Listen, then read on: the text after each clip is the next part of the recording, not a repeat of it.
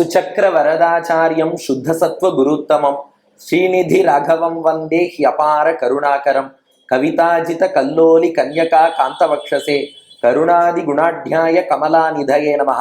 ஸ்ரீ சங்கரா தொலைக்காட்சி நேயர்களுக்கு வணக்கம். புன்னகை ராமாயணம் சுந்தரஸ்பந்தம் 28வது ஸ்லோகத்தை இன்றைய தினம் நாம் காண உள்ளோம்.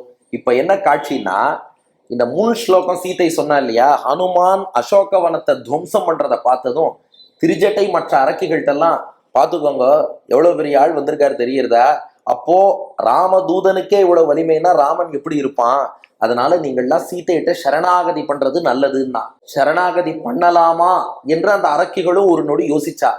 இதை போன ஸ்லோகத்துல பார்த்தோம். ஆனா சீதை என்ன பண்ணிட்டாலாம், அதையே சரணாகத்தின்னு ஏத்துனுட்டாலாம். இதனுடைய எக்ஸ்டென்ஷன் எங்க இருக்குன்னா யுத்த காண்டத்துல இருக்கு.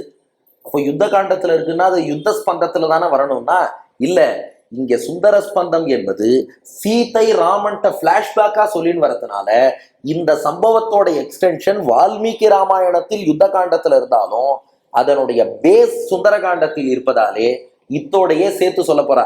அதனால இன்று நாளை நம்ம 2 நாள் பார்க்க உள்ள ஸ்லோகங்கள் 28, 29. இந்த காட்சி ஆக்சுவலா யுத்த காண்டத்துல இருக்கு, அசோகவனத்துல நடைபெற்ற சம்பவம் தான். ஆனா இந்த சம்பவத்தோட எக்ஸ்டென்ஷன்ங்கிறதுனால அதை அப்படியே கொஞ்சம் சேர்த்து சொல்லிடுறாளாம் சீதை. இப்போ 28வது ஸ்லோகம் என்ன காட்சின்னா, இப்போ அரக்கிகள் சரணாகதி பண்ணலாமான்னு நினைச்சா, அதையே சரணாகதின்னு சீத்தை ஏத்துட்டா. அதனாலதான் பின்னாடி யுத்தம் எல்லாம் ராமராவண யுத்தம் பூர்த்தியாகி ஹனுமான் சீதையிடம் வந்து எந்தை சோபனம் ஏந்திழை சோபனம் என்று ராமபிரானுடைய அந்த வெற்றி செய்தியை பாடுகிறார். சீத்தையும் ஆனந்தப்பட்டா. அப்போ ஹனுமான் சொன்னாராம், உங்களை இந்த அரக்கிகள்லாம் அசோகவனத்துல 10 மாதம் ரொம்ப கஷ்டப்படுத்திட்டா, அடியனுக்கு ஒரு அனுமதி தாருங்கள், அத்தனை அரக்குகளையும் நான் துவம்சம் பண்றேன்னார். அப்ப சீதை சொன்னாலாம், இல்ல அவளை மன்னிச்சு விட்டுடுன்னா. ஏன் மன்னித்தாள் அப்படின்னா, அவ சரணாகதி பண்ணலாமான்னு நினைச்சா இல்லையா, அதையே சரணாகதின்னு ஏத்துனுட்டேன், அதனால் தான் அவர்களை மன்னித்தேன்னு இது பின்னாடி நடந்ததை ராமனிடம் சீதை எடுத்து சொல்றாளாம். அதுதான் இப்ப சுந்தர ஸ்பந்தத்தின் 28வது ஸ்லோகம். இது யுத்த காண்டத்துல வரணுமேன்னு யோசிக்க வேண்டாம், சுந்தர காண்டத்துலதான் அந்த அரக்கிகள் சரணாகதி பண்ணலாமான்னு யோசிச்சா. அதோடைய எக்ஸ்டென்ஷன்ங்கிறதுனால பிளாஷ்பேக் சொல்லும் போது அதையும் சேர்த்து சொல்லிட்டா சீதை. இப்ப ஸ்லோகத்தை வாங்கோ, முதல்ல சேவிச்சுப்போம். சேவிச்சோம்னா அந்த கான்டெக்ட் என்னன்னு நன்னாவே புரியும். தேனைவாகமஹோ ததோ ஹனுமதஹ தாசாம் வதம் காங்க்ஷதஹ தாசர்வா அபிரக்ஷிதா கைவனோ நைவாப்பராதா ஜனஹ ஸ்வாமின் சாகம் அபி பிரபோ நனுததா ஸ்ரீலக்ஷ்மணஸ்யாந்திகே நாச்சேத்யேவம் அவேத்ய தார ஹிருதயம் சாகூத மந்தஸ்மிதம் என்பது ஸ்லோகம். இப்போ சீதை ராமபிரான்ட்ட சொல்றா, சுவாமி சுந்தரகாண்டம் தான் சொல்லிட்டு இருக்கேன், அதோட சேர்த்து யுத்த காண்ட சம்பவமும் சொல்லிடுறேன், கொஞ்சம் கேட்டுக்கோங்க. ஏன்னா என்ன நீங்க சுந்தரகாண்டம் தான் உபன்யாசம் பண்ண சொன்னேன், இருந்தாலும் 2 சேர்த்து சொல்றது இல்லையா. ஒரு உபன்யாசகரை கூப்பிட்டு ராமாயணம் சொல்லுங்கன்னா ராமாயணம் மட்டும் சொல்ல மாட்டார், கூடவே கிருஷ்ணாவதாரத்துல இருந்து 2 சேர்த்து சொல்ல மாட்டாரா. அதனால சீதை என்ன பண்ணா, உபன்யாசத்துக்கு நடுவுலயே யுத்த காண்டத்துல இருந்து ஒரு 2 ஸ்லோகம் சேர்த்து போட்டா. என்ன சொல்றான்னா, தேனைவாகம் அஹோ ததோ ஹனுமதஹா தாசாம் வதம் காங்க்ஷதஹா.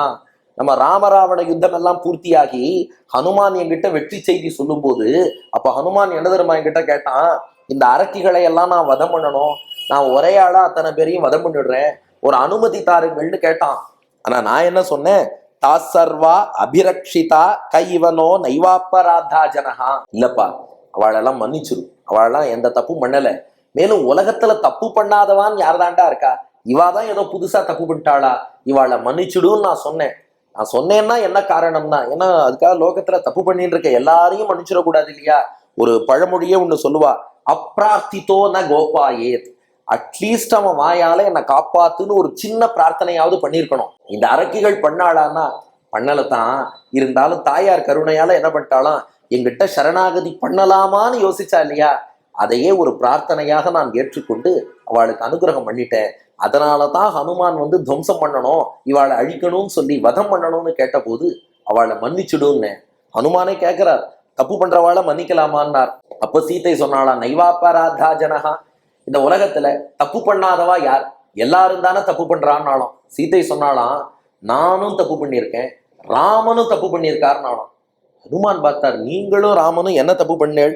சீதை சொல்றா, சுவாமின் சாகம் அபி பிரபோ நனுததா ஸ்ரீ லக்ஷ்மணஸ்ய அந்திகே. நான் லக்ஷ்மணன்ட்டு அபச்சாரப்படலையா, ராமனை மான் பின்னாடி அனுப்பினா அடுத்து ராமனுக்கு ஆபத்துன்னு நினைச்சு லக்ஷ்மணனை கூட போக சொன்னா, இல்ல அண்ணாவுக்கு ஒன்றும் ஆகாது போமாட்டேன்னு நான் லக்ஷ்மணன்.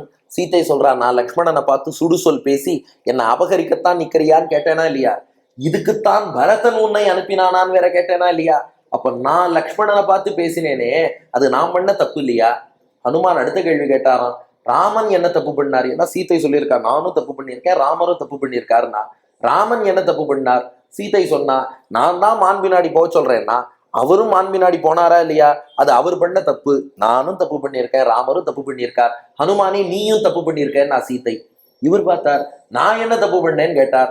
நாங்க 2 பேரும் என்ன தப்பு பண்ணோங்கிறத இவ்வளவு நேரம் கேட்டுட்டு இருந்தியே, அதுதான்டா நீ பண்ண தப்புன்னா. ஏன்னா அடுத்தவர் என்ன தப்பு பண்றாருங்கிறத பத்தி நாம வம்பு பேசினாலோ இன்னொருத்தரை சொல்ல சொல்லி கேட்டாலோ அந்த தப்பு பண்ணினா என்ன பாபம் வருமோ அது ஃப்ரீயா தப்பே பண்ணாம தானே வந்து நம்மள சேர்ந்துருமா. இதை கேட்டா நாளையிலேருந்து இந்த ஃபேஸ்புக் வாட்ஸ்அப் எல்லாம் பாக்குறத குறைச்சிப்போம். ஏன்னா அவன் என்ன பண்றான்னா எங்க யார் என்ன தப்பு பண்ணினார் அதை மட்டும் கரெக்டா எடுத்து போடுறா பாருங்க. நல்லதே போடணுங்கிற எண்ணம் வரமாட்டேங்கிறது. அப்போ இதெல்லாம் இந்த யார் யார் என்னென்ன தப்புன்னு பேசிட்டு இருந்தா அது பண்ணா என்ன பாப்போமோ அதுல ஈக்குவல் ஷேர் நமக்கு வந்துருமா. அதனால சீத்தை சொன்னால எல்லாரும் தப்பு பண்ணியிருக்காடா, இவாளை மட்டும் ஏன் தப்பு பண்ணான்னு சொல்லணும், மன்னிச்சு விட்டுடுன்னு நான் சொன்னேன். சீத்தை சொல்றா, அது ஏதோ என்னுடைய குணம்னு எல்லாரும் கொண்டாடுறா, நான்லாம் ஒன்றும் பெருசா பண்ணல, அவ சரணாகதி பண்ணலாமான்னு நினைச்சா அந்த நினைவுக்காகத்தான் காத்தேன்னு. அதாவது இது சீத்தையின் கருணை தான், ஆனா தன் வாயால தன் கருணைய தாயார் சொல்லிக்க மாட்டா இல்லையா? அதனால என்ன சொல்லிட்டா, அதுக்கும் ஹனுமானுடைய பிரபாவம் தான் ஒரு வகையில காரணம். சீத்தை எப்படி லிங்க் பண்ணிட்டு போறான்னா, இந்த அரக்கிகளை ஹனுமான் கொல்லணும்னார், நான் மன்னிச்சுடுன்னு. நான் மன்னிச்சுடுன்னு சொன்னதுக்கு காரணம் என்ன? அவ திருந்தலாமான்னு யோசிச்சது. அவ திருந்தலாமான்னு ஏன் யோசிச்சா? திருஜடை சொன்னதுனால. திருஜடை ஏன் அவள்கிட்ட சொன்னா? ஹனுமானுடைய பிரபாவத்தை பார்த்து, இவன் எவ்வளவு பெரிய ஆளா இருக்கான் அதனால திருந்துங்கோன்னா. அப்ப சீத்தை எப்படி அதை லிங்க் பண்ணி கொண்டு வந்துட்டான்னா, ஹனுமான் அசோகவனத்தை துவம்சம் பண்ணதை பார்த்ததுனாலதான் அரக்கிகளுக்கே மனமாற்றம் ஏற்படலாமாங்கிற மாதிரி ஒரு ஃபீலிங் வந்தது. அந்த ஃபீலிங் வந்ததுனாலதான் நானே ஹனுமான்ட்டேந்து காப்பாத்தினேன். அதனால பாக்குறவாள்லாம் ஹனுமான் ஏதோ கொல்ல வந்தார் நான் காப்பாத்தினேன்னு நினைக்கிறா. இல்ல, கிரெடிட் கோஸ் டு ஹனுமான். அவருடைய சாகசத்தை பார்த்துத்தான் எங்கிட்ட சரணாகதி பண்ணலாமான்னு அவ யோசிச்சிருக்கா என்று சீத்தை சொல்ல, இது ஏவம் அவேத்திய தார ஹிருதயம் சாகூத மந்தஸ்மிதம். இப்படி சீத்தை தன் திருவுள்ள கருத்தை வெளியிட, ராமா அதை கேட்டு நீ புன்னகை செய்தாயே, அதுதானே இந்த புன்னகை என்கிறார் வில்லூர் சுவாமி. அப்ப பாருங்க, சுந்தர காண்டத்திலேருந்து யுத்த காண்டத்துக்கு சீத்தை எப்படி முடிச்சு போட்டு இந்த புன்னகையை வரவழைச்சிருக்கான்னு. ஹனுமான் சுந்தர காண்டத்துல அசோகவனத்தை துவம்சம் பண்ணார், இதை பார்த்து தான் அரக்கிகள் பயந்தா, அதனாலதான் சரணாகதி பண்ணலாமான்னு யோசிச்சா. அவ அப்படி யோசிச்சதுனாலதான் யுத்த காண்டத்துல பின்னாடி ஹனுமான் அவளை கொல்லட்டுமான்னு கேட்ட போது மன்னிச்சு விட்டுடுன்னு நான் சொன்னேன். யாருதான் தப்பு பண்ணல, மன்னிச்சுடுன்னு சொன்னேன். ஆக மொத்தம் அவ சரணாகதி பண்ணலாமான்னு யோசிச்சதுக்கு கூட ஹனுமானுடைய பராக்கிரமம் தானே காரணம் என்று சீதை சொல்ல, அதை கேட்டு ராமன் புன்னகை செய்தான் என்பது இந்த ஸ்லோகத்தின் கருத்து. இப்போ 3 விஷயம். இங்கே ராமனுடைய புன்னகைக்கான காரணம் என்னன்னா, சீத்தையின் கருணையை நினைச்சுதான் புன்னகை செய்தானோ. ஏன்னா அந்த அரக்கிகளை காக்க வேண்டும்ங்கிற அவசியம் சீத்தைக்கு கிடையவே கிடையாது, ஆனாலும் காப்பாத்தினா. அதுக்கும் ஹனுமானுடைய பிரபாவம் காரணம்னு அங்க அட்ரிபியூட் பண்ணா இல்லையா?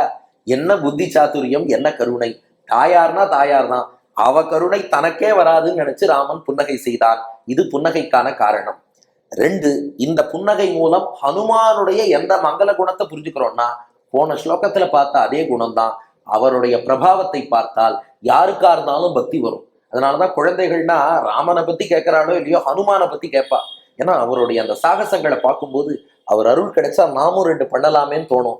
அப்படியே மனசுக்குள்ள ராம பக்தியை விதைத்து விடுவார். அப்ப யாரா இருந்தாலும் அவளை பெருமாள் தாயாருடைய அருளுக்கு பாத்திரமாக ஆக்குபவர் ஹனுமான். அப்ப இன்னைக்கு சீதாராமர் கட்டாட்சம் நமக்கு கிடைக்கணும்னா முதல்ல ஹனுமான் கட்டாட்சம் கிடைக்கணும். அதனாலதானே இவாளும் சீத்தையினுடைய அருளுக்கு பாத்திரமானான்னா ஒரு வகையில் ஹனுமான் தானே அதுக்கு காரணம். அப்ப அவர் எல்லார் மனத்திலும் பக்தியை விதைப்பவர். அந்த குணத்தை புரிஞ்சுக்கிறோம். 3, இதை ரசிப்போருக்கு என்ன பலன்னா, பெருமாளுடைய கருணை என்பது நமக்கு முழுமையாக பரிபூரணமாக கிடைக்கும். பெருமாளுடைய கருணை, தாயாரின் கருணை, ஆஞ்சநேயரின் கருணை, 3ஐயும் ஒருங்கே பெற வாங்கோ ஸ்லோகத்தை சேவிப்போம்.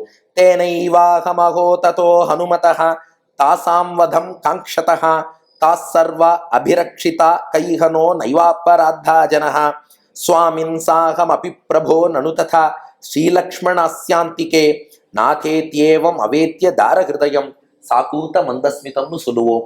கருணை மழையில் நனைவோம். நன்றி, வணக்கம்.